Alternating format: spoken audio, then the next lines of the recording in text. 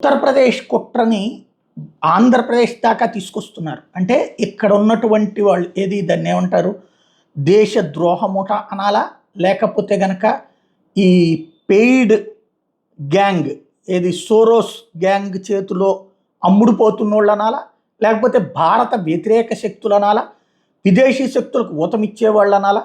ఇప్పుడు ఒక పాయింట్ని పైకి తీసుకొచ్చారు.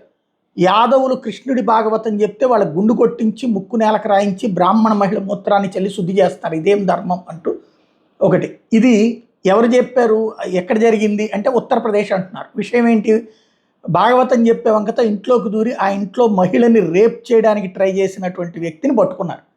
అతను నేను బ్రాహ్మణుడు అని చెప్పాడు, పిలకాయ పెట్టుకుని వెళ్ళాడు. అయితే అతన్ని ఈ తప్పుడు పని చేసినప్పుడు ఊరోళ్ళందరూ కలిసి కొడితే దాన్ని కాస్త మార్చేసి అతను నేను యాదవుడిని అందుకే కొట్టానని చెప్పుకొస్తున్నారు. ఇది అతని పేరేంటి, అఖిలేష్ యాదవ్ వాళ్ళు వేసినటువంటి గేమ్.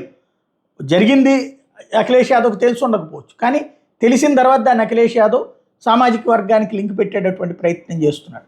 ఆ కుట్రలో ఇక్కడ కూడా భాగస్వాములు అవుతున్నారు మన ఆంధ్రాలో కూడా. అంటే భారతదేశం మీద కుట్రలు చాలా సీరియస్గా జరుగుతున్నాయన్నది అర్థమవుతుంది.